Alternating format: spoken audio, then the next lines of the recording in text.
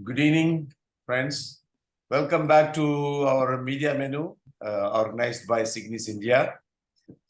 So as we are going to start, I would like to welcome you all in the name of our Signis President, Father Vijay. So good evening, all of you, and thank you for the warm welcome, Mr. Nirmal. Thank you all the Signis members. What I place before you is my own experience trying to work with evangelization and communication in the digital space. My drawback is that I'm mainly English-based in terms of the audience that I cater to is mainly English-based, but the lessons that can be learned can be applied across languages. So I'd like to begin by just sharing my screen and then taking you through a presentation that hopefully will give us a greater insight into the whole aspect of evangelization through digital media. Now, one of the things that happens very often is many of us, in fact, all of us, are engaging in communication through digital platforms. And it's something that I think Signis members have been well versed in. If you look at the Signis group, you have so many people who are on a constant basis sharing what they are doing with regards to communicating in the digital sphere. So I'd like to place certain things before us for discussion. Like I say, all of us are navigating this space. It's a new space. Some of us have been in it for a reasonably long period of time. Others have learned along the way. So what I'll do is very quickly go through some different things that I'd like to place before you. And one of the things I'd like to start before is few ethics and the guidelines of evangelizing in the digital world. Because this is often space that sometimes gets overcrowded. And I think Signis members have constantly talked about this at some stage or the other. Rather than communicating, there tends to become a lot of noise. So let's just look at some of the things I'd like to place. Like I said, I don't have all the knowledge, nor do I have an absolute expertise in these areas. I've experimented, I've tried, and I'm sharing what has worked for me. It might not necessarily work for someone else. I can only talk from the context that I've worked in. So a few aspects of the ethics and guidelines in evangelizing in this digital world. So the next is a question that probably has been asked. It's up for discussion very often in various forums. Is it right to post a reel of a dancing priest? Masala is something that we would refer to in the Mumbai, Maharashtrian context because it's kind of a dance move that happens. Very often there is these tendencies to have these reels of priests dancing. What do you think? Is it right, wrong? What if the song is muted? And this discussion has even become part of the, discussions at the CBCI level, in which there is some element of what can be done, what shouldn't be done. And for me, the central point is this. Our communication always has to be Christ-centric. That's what we're there for. Our online ministry is an extension of our personal ministry, which is to be with people, talk to people, interact with people, give of our best to the people. So it has to be Christ-centric. We need to pick up a single powerful message and put it across to people. What should be that single powerful message and how best can be communicated? Very often we tend to crowd, the axiom of communication is less is more. So very often we tend to cram a lot of things in terms of design elements, filters, or music. And we need to abide by the principle of less is more. And of course, vulgarity, awkward cropping, unnecessary spamming, these are things that we need to pay attention to. But most importantly, I think this is something that we need to define. never use sacred spaces for casual promotional purposes. The sacred space is sacred space.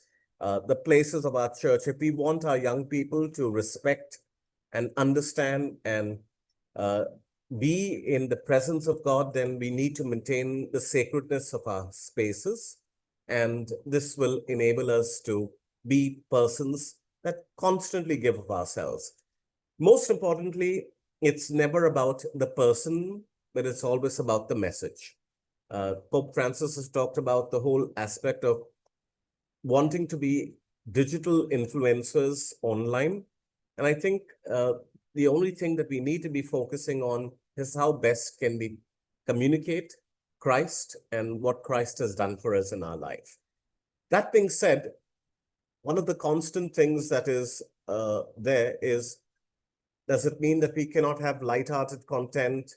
Can we not, piggyback on what are trends or casual reels? And I think there is a time and place for everything, to use creativity, to use humor, to emphasize one's message without detracting from it and making the trend work for you. And I'll share with you a few examples right away. This is, say, some of the things that we have used in the past. Paul arrested for the first time, Paul arrested for the third time, using humor as a way. When the iPhone first came out and the 3 cameras, this was something that we did a long time ago. Then this was something that a priest in the Archdiocese of Mumbai did. This is a cake. I'll just play the video for you. This basically became quite a viral sensation. It's got about close to 2 million views. So I'll play it for you and we can just have a look at that. It was a parish youth group who created this reel. And I must say, it drew a lot of traction.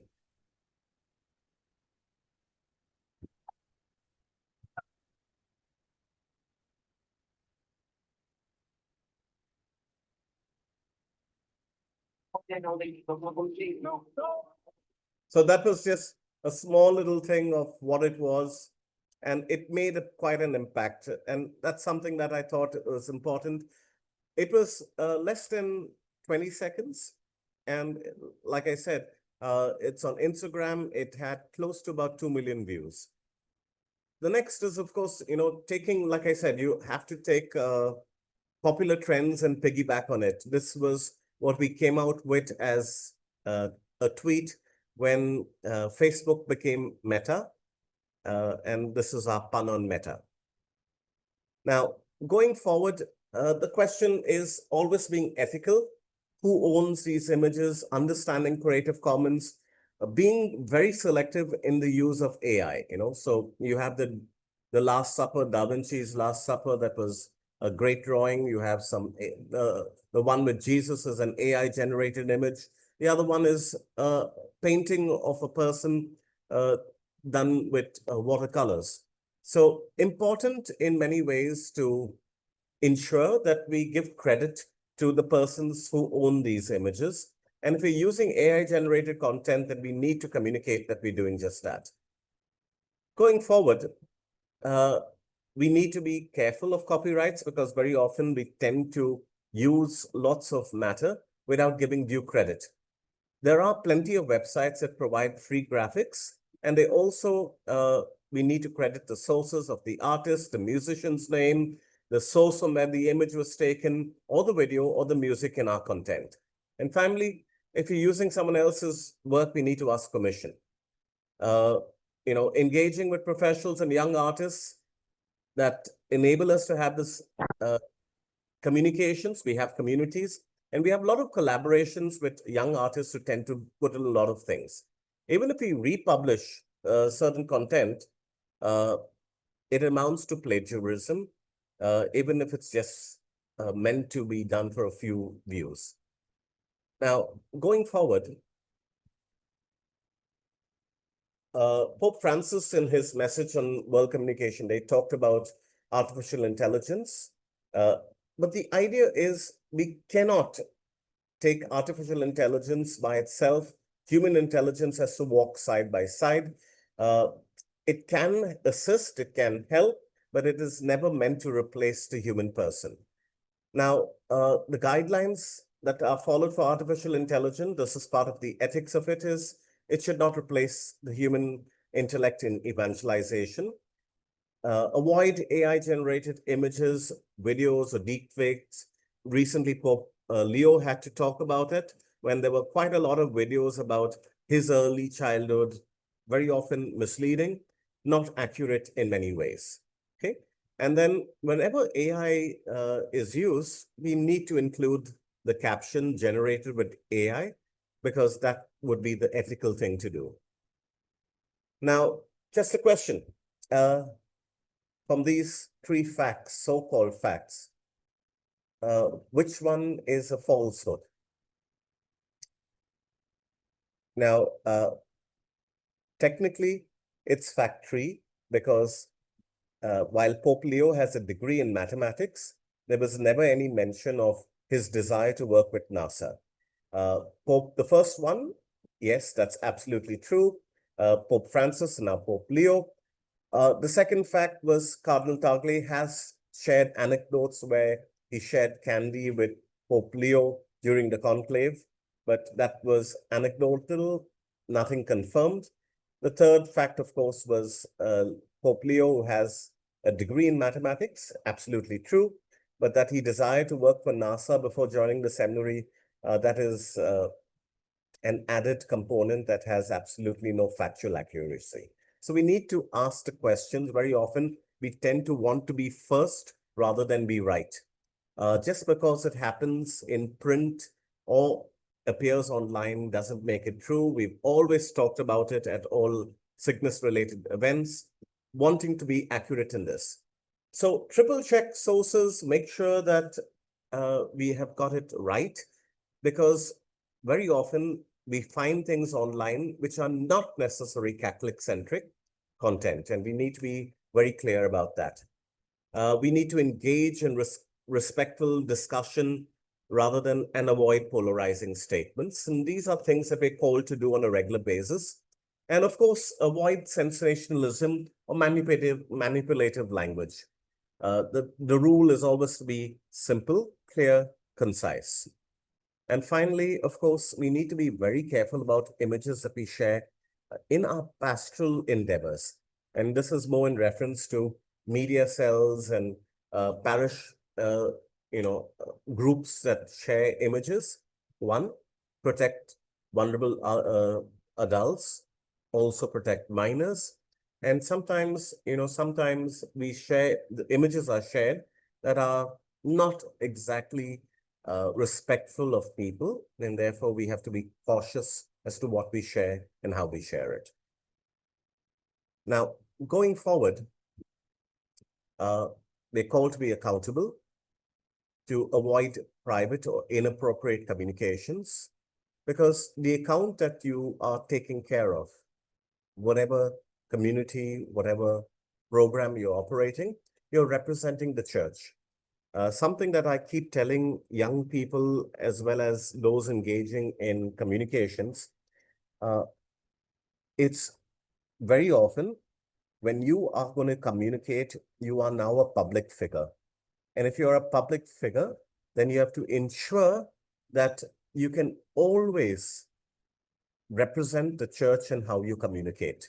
By that, I don't mean that you hide the sins of the church, but by that I mean understand that you have a public responsibility of communicating things that effectively present the church in its true light.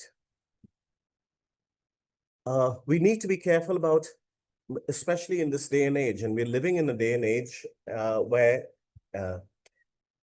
those who propagate misinformation are glorified, and those who tell the truth are jailed. And we're in that kind of a circumstance in our country. So we need to be cautious, very well aware of what we post, either on Twitter, retweeting updates from one source. And very often this is sometimes viewed as an implicit endorsement. And therefore, often, if we have upset the powers to be, it becomes an area where they can target us and take action as they feel fit. Some of the things that we've tried to do in the Archdiocese, which I'm sharing by way of examples, is we have saints of the day. We tried different versions of how to do this. What we have tried to do is to create for ourselves a social media calendar. The social media calendar has multiple things as part of our creative catechesis. One is, can we take one line from a saint and make it a line that makes a difference? Here is Maximilian Kolbe trying to bring out the prisoner element of him in the visual, trying to bring out the priest element of him in the visual, trying to bring out his Marian devotion in the visual, and the one aspect of what happened to him. The most deadly poison of our times is indifference. A lethal injection was given to him to kill him. So that's the reference to the poison. So we try to bring out many nuances in one single post. Likewise, the Pope Pius X, the whole aspect that we try to bring out is his emphasis on the Eucharist, and the fact that probably one of the most powerful sayings that he had was, the way to heaven is the Holy Eucharist. Given the kind of demography and the audience that we cater to, we try to create youthful content for our people. And we try to take normal things that we would do. So, for example, examination of conscience with Jesus, and we took the 10 Commandments as a way of dealing with it. And we try to do the illustrations as a picture because it's phone-based more than anything else. And most of our images would be meant for Instagram. The way we operate within the Archdiocese, the communications network, is Facebook is mainly for those above 35 to 50. And for our youthful content, we take Instagram as a main method of communication. So here is a few examples of the 10 Commandments. The whole aspect of, I'm the Lord your God, you shall have no other gods before me. The visual as well as the text, we try to be extremely concise. Again, in the attempt to be concise, there is also the possibility that we will not be accurate or not, will not communicate everything fully. And that's the risk that we need to take from time to time. So this is just examples. I'll run through them quickly. Commandment 3, Commandment 4. These are more centric to where we come from, which is Mumbai. So parents keep telling us that our kids never answer the mobile phone, they're disrespectful. So we try to bring in elements of their daily life. Even character assassination is part of that whole aspect of the bubbles and popping them off, being people respectful, pornography. We try to bring in variety of things in how we communicate. And I'll make this presentation available for anyone who would like it. You're most welcome to use it.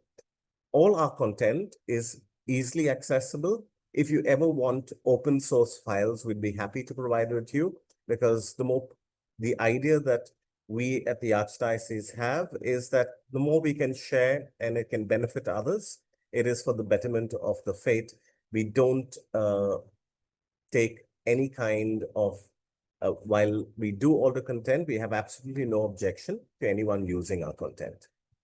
One of the things that worked well was basically taking movies that were blockbusters and giving it a Christian context. So this was the Game of Thrones, and we brought this out. Now, this became quite a sensation because the newspapers picked it up and it became quite a hit among young people. So we talked about using the language of Game of Thrones. We talked about this whole aspect of how best, this is no frivolous game. The stakes are high. The battlefield is rife with treachery. One man fights for the fate of the world. Jesus is arrested and brought before the chief priests of Jerusalem. They accuse him of blasphemy, of being a traitor. They question Jesus, and when he says, yes, he is the Messiah, they drag him to Pilate, the Roman governor, to be sentenced to death. Jesus is following God's plan, but for the disciples, the outcome of this game will be win or die. Will love really conquer all? Stay tuned. Easter's coming. It was written very specifically for the Game of Thrones, very similar to how it was the popular Game of Thrones, which was a serial that everyone wanted to watch at that time. And so we kind of match it, riding on the popularity of things, but converting it into something different. This was another one of, the whole aspect of love, actually. And we talked about different love stories of different people. So we used to have a series called Blockbuster Fridays, and we tried to do this. We carried it for one whole year, then we ran out of content. Now we are regenerating different kind of content to bring it back again, because a lot of people have written in. On an average, it used to bring us traction of 10,000 to 12,000 views, and a lot of people interacted with us during this time.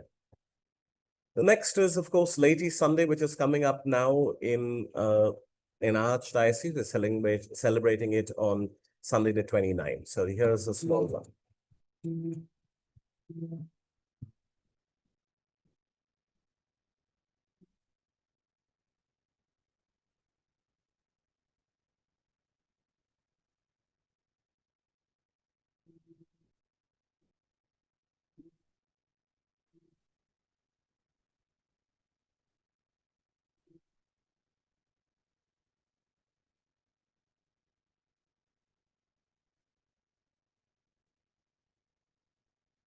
This is just a small example. We try to do these short videos to encourage. And this is something that we have so I'm the old man of the team at 56. My team is mainly young people from college. The module that we use is that we have a lot of colleges that offer media courses. They require to have internships. I have paid staff, and then I have a lot of these young people who come in, and they have some absolutely out of the box ideas. And then we take that along with the technical expertise of the staff that we have in employment and put it together. So that's how we've been able to manage to get a lot of our content created, because of a lot of the interns, along with I have a 8-member staff devoted only to creative content. This was one that we did for Vianney Sunday. What we did was basically, because most people in Bombay identify with the clergy collar, we've used that as our focal point. So the video zooms into the clergy collar, and then you have the different sacramental lives of the priest.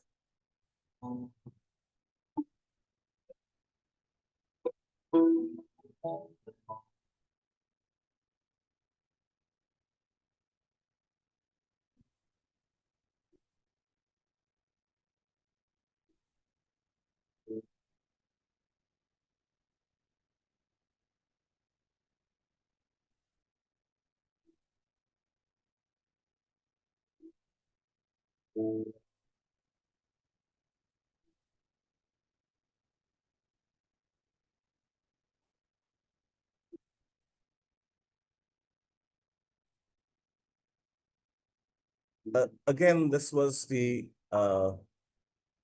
product of a young person who came up with the idea. And like I said, we're blessed because of that. Now, one of the things that we constantly get is, how does one, because that's what we tend to do is we tend to ignore comments that come up on social media pages.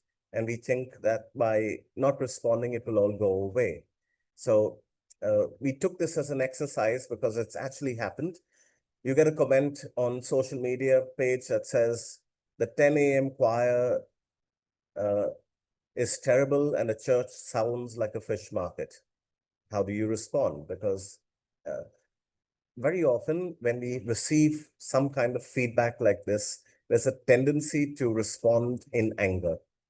And once we tell people that it's important to respond, it's important to interact, it's important to communicate with people, because this is an opportunity to win people over. So responding accurately becomes the best way forward. And I would basically invite the person to give their feedback and say, why don't you join us in the 10 o'clock choir so that you can improve the singing? So we need to have an engagement with people.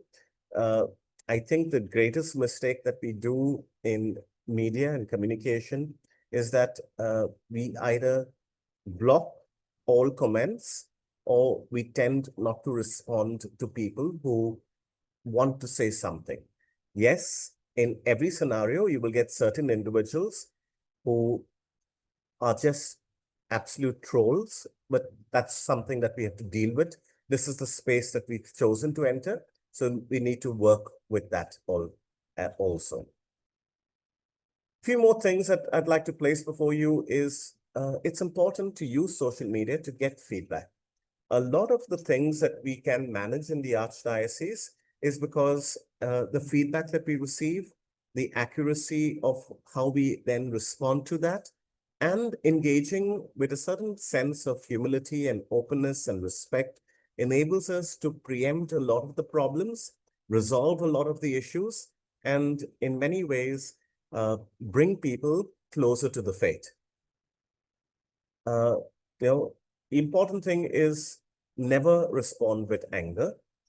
Trolls are part of our lives. We're not going to be able to get out of that. But when we can do it with a certain element of love and dignity, then I think we can make a tremendous difference in our communication. We need to have capable people for content creation and for page moderation. I think while we do have a lot of work happening in terms of content creation, we don't have too much happening in terms of page moderation.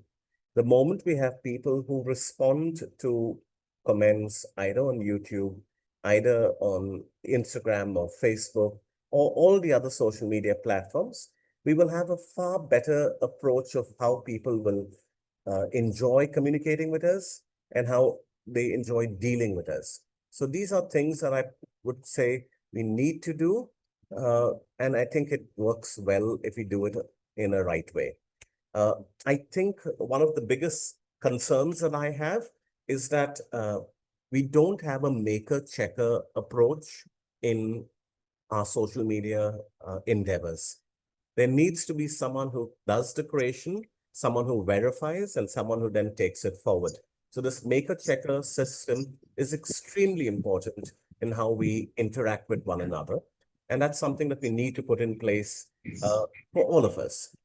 Of course, making sure that our pages are secure, having too many admins is a problem, responsive to interaction. These are all things that we would like to emphasize.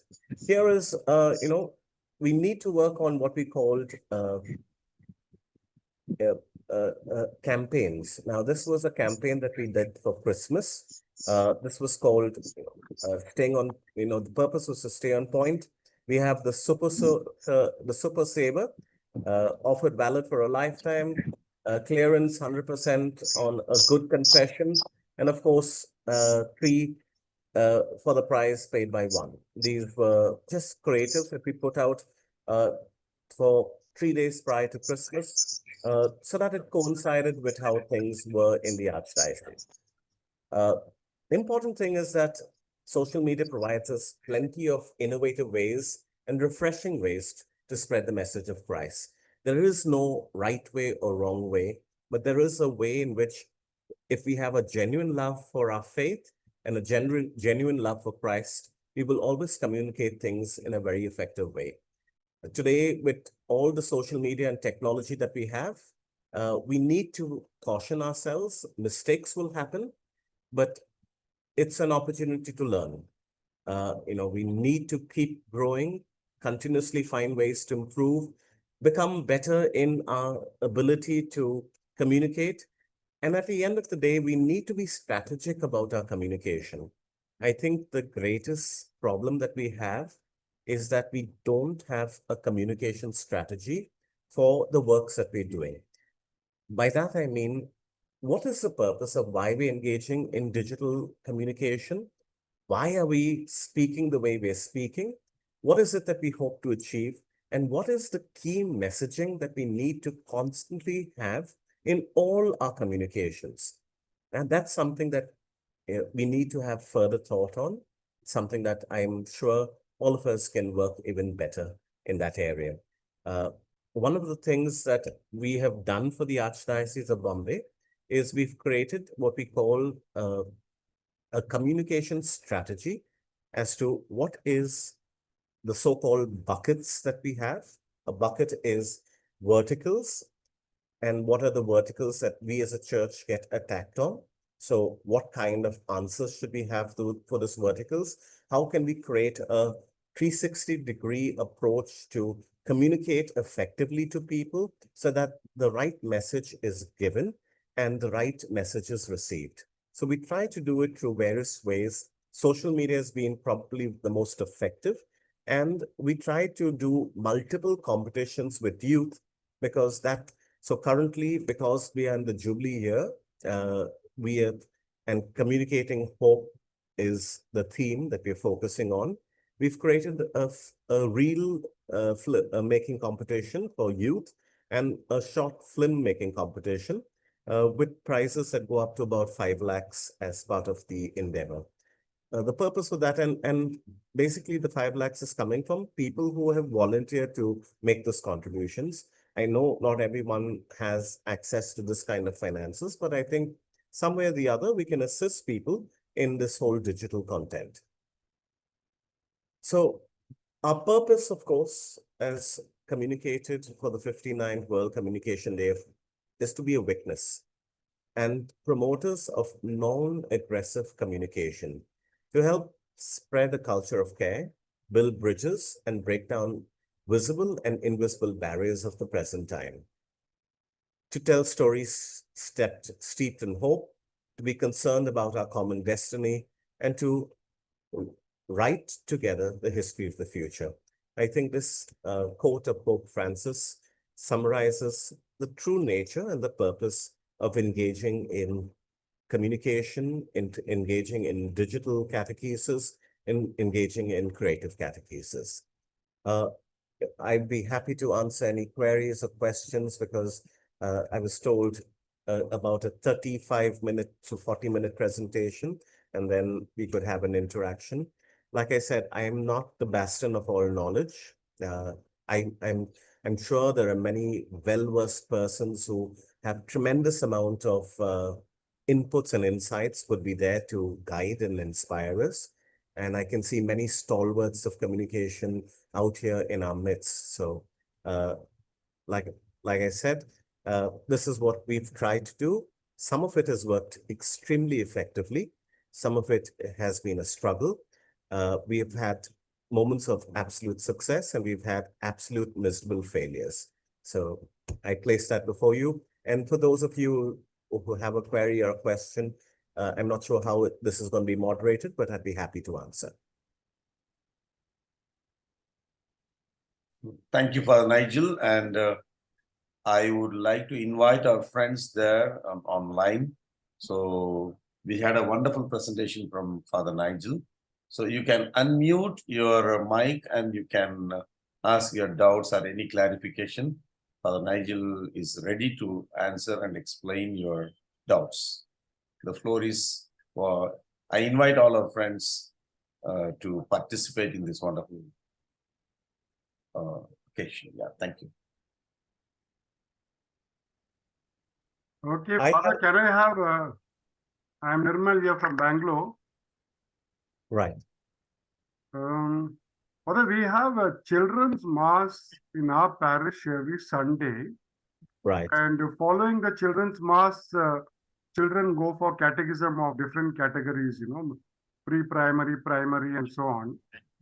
Now, keeping in, one day when I was returning from after the morning mass, I was with my daughters, and before I could even say anything, my daughter said, Papa, that father, whatever he said, no, it's all from DeepSeek. I can tell you all the points what he said.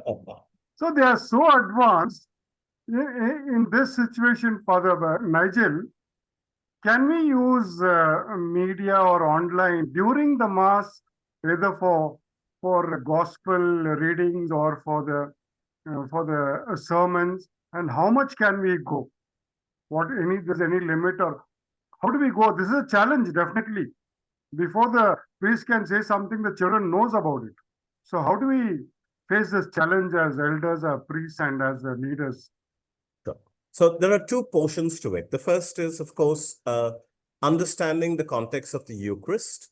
And, we are limited by what we can or can't do within the Eucharist, but we are not limited as to what we can and can't do in our catechesis. And our catechesis can be extremely creative. I think children have a very curious mind, and we need to encourage that curiosity. And the way to do it is to engage with them using technology. So one of the experiences I had was when I was asked to do a training program for Sunday school children or catechesis children. They were they were of the 7th grade, and all of them had mobile phones already. So what we did was basically created an opportunity where we asked them to make a reel that shows people how much they love Jesus.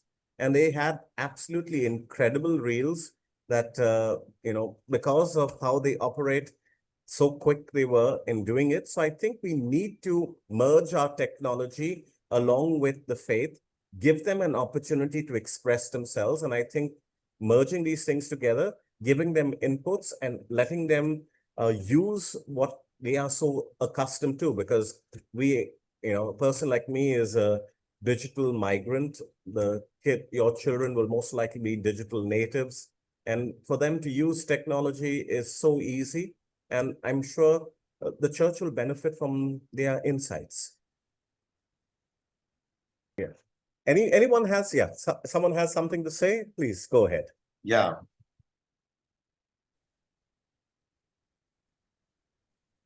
Father, can you hear me? Yeah. Yes. I'm Ivan Mascarenhas from Mangalore, Mangalore, from Vijay Parish.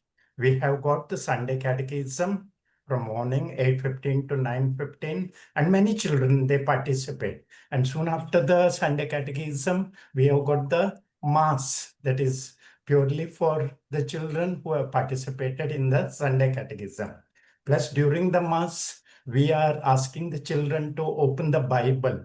Whichever gospel we are reading, they are opening they take part in that. Now, the question is, some of the students that don't come only for the catechism, that is, we have found out the parents are not much interested in this catechism, because if Mangalore, it rains heavily. Even today also it rained, and the government has given a holiday for the students. So I think we have to concentrate on the parents for hardly 1 or 2% of the children not participating. What do you say? Well, I agree with you totally. One of the things that I keep reminding parents, and I use this as part of my preaching, is that you as parents are the first teachers of the faith.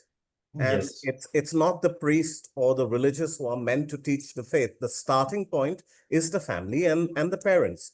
And you've taken this promise twice. First, when you got married, you were asked, are you willing to accept children lovingly from God and bring them up in the practice of the faith? The second time was when you brought the child for baptism. The same question was asked. And so we need to keep reminding that they made these promises, and therefore they need to be held accountable to those promises. Yeah. Thank you. We are doing that, Father. Thank you so much for your advice. Yes, good evening, Father. My name is Ruth. I am from Ahmedabad. Right. And you have very lucidly explained, because we have the same challenge of parents not being involved in the children's catechism. And for them, they prioritize their studies and their academic career more than, the catechist and the faith. So I've also been telling my parish priest the same thing, to have an orientation for the parents. That's very, very important, to have an orientation, to let them remember that faith is equally important. So I think you very beautifully explained it, and I think I can translate that to my parish priest. Thank you, Father. I have another suggestion because, I think very often we have to make our catechesis such an interesting interactive session that the kids will bring the children to church. And if we can do that effectively, then I think whether it's digital or otherwise, I think we can be extremely effective. There are so many alternatives. And this is what I keep, because I struggle in training catechism teachers. They look at teaching the way they would normally teach in a school environment. And I think that is detrimental to the whole approach of catechism, because catechism is the art of storytelling. And if we can bring back that art of storytelling, we tend to be more in terms of theology and history rather than the art of storytelling. And the effectiveness of Jesus was in the ability to tell the story. And I think we've lost that art of telling the story. And we need to emphasize that more than ever before. Yeah, beautiful, Father.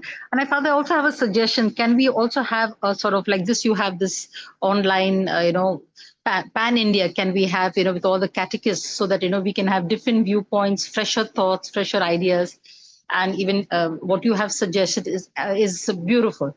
It infuses us to think, for us to think also as catechists. So thank you, Father. But it'll be nice, even if you have an online, sessions like this, it'll be very, very motivating for us. Thank you. Thank you, Father. Yeah, thank you so much. Good evening, Yeah, it was Father. nice. Yeah. Good evening, Father. Good I am evening. Father Sony from Don Bosco, working in one of the mission stations of Gulbarga Diocese. With my little experience, what we have noticed is all our faithful are from Methodist background. And therefore, they don't even have that feeling of attending the Sunday Holy Eucharist. Leave aside the catechism classes for children. And they don't feel anything even if they miss a Sunday Holy Eucharist, or it does not affect them. So, with your expertise, what could we do, or to make it appealing to them, or how can we make an interest in the people, especially in the villages? Father, my experience of mission life is very limited to the time when I was probably a seminarian. But the only thing I can say is it's always going to be a struggle.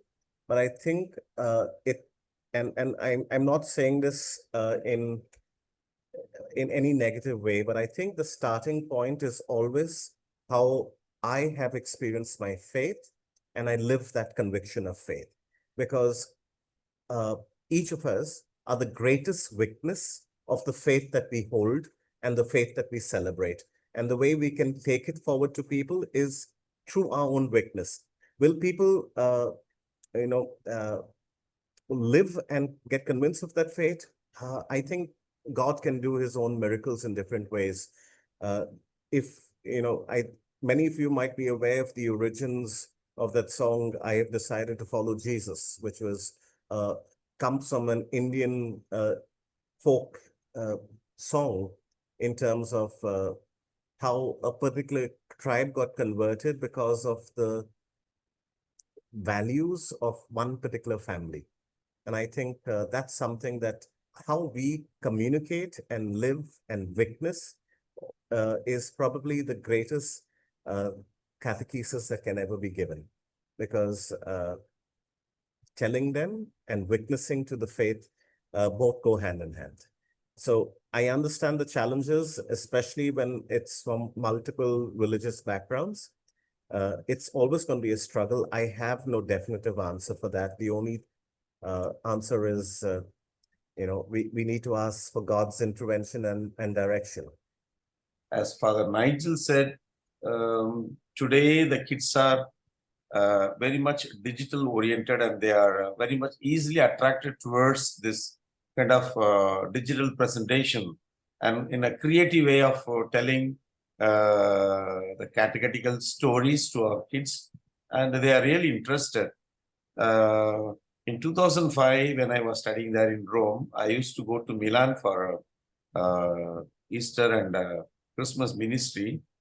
I used to wonder how the Ambrosian rite in Milan, they have beautiful kind of formation for the starting from the kids till the youth, and for the kids they have a special group called Papa's group, and it is they have a lot of kind of creative handmade. For example, for the Christmas, there are some kind of cuttings which is in the box. It is available and it is distributed to all the parishes, and the kids of LKG, UKG level, kindergarten level, with their parents, they are asked to organize the crib and do things. In 2005, I saw something.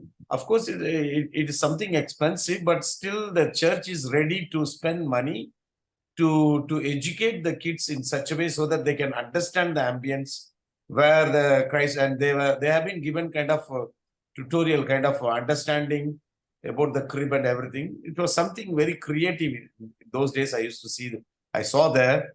So maybe this kind of one side creative, another side hands-on, something like that, also will help our kids to get engaged while learning. No, so maybe this has to be seriously discussed by maybe some of the parishes where they have some money, so that they can also share with the parishes where they don't have much. This kind of idea has to come out so that today the kids, they want to get involved rather than to listen. They want to get involved. So it will help them to understand more. So this is my humble, which I learned and saw from those people. It was something new for me. I never seen even today also this kind of things are, because the kids, they want to get involved. So I think this is my. Father, one of the things that we tried and it worked very well was we gave a task to Sunday school children to be news reporters and to report about Jesus risen from the dead. And they came up with some incredible creative ways of communicating that. I don't have those clips, but they sent us to the Archdiocese. It was during COVID. We told them the task is this. This is how you need to go about doing it. And they created their own reports and they sent it in. So if I can locate those videos, I'd be happy to share them with you all. Extremely creative, very factual, and very interesting in the way they communicate the whole aspect of Jesus's resurrection. Thank you.